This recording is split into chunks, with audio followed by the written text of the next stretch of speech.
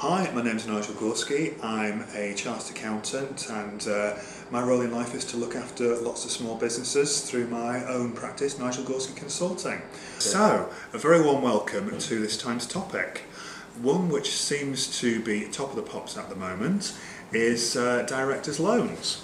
And these are directors' loans of family businesses, so they're called closed companies, so it's four stakeholders or less that these affect. So it's not your directors of Asda and Marks and Spencers and things like that. The company owing you money is not usually a problem. It's just a case of making enough money and enough cash to actually get the money back at some point. The other one can be a little more taxing, to pardon the pun, which is where you owe the company some money. Now, how can this possibly happen, you ask ourselves? Now, that can often happen in two ways.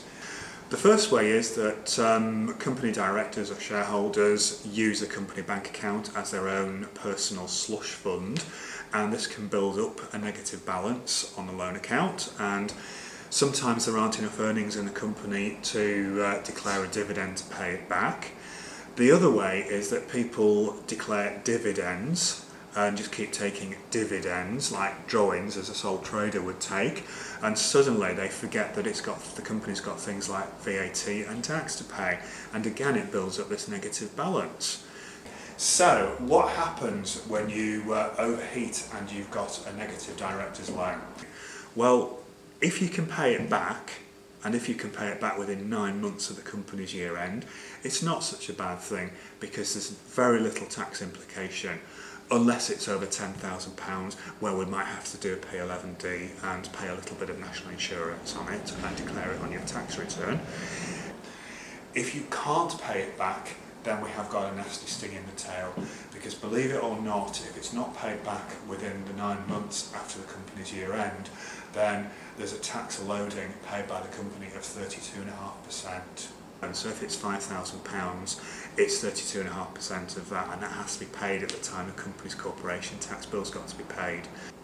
So not only are you a bit strapped for cash because you've taken the money out in the first place, the company then faces a really nasty tax bill. The good news is, once the loan's repaid, you can get that back, but usually companies that build up these debit balances don't usually have a lot of spare cash around, because the directors raiding the slush fund because they can't get the money. So it pays to keep an eye on your personal spending and try and keep the two separate if you can, and try and declare dividends properly. So hopefully that has told you a little bit about what happens if you take too much money out of the company or treat it as your personal slush fund. I hope this has been useful to you, and as always, thank you for listening.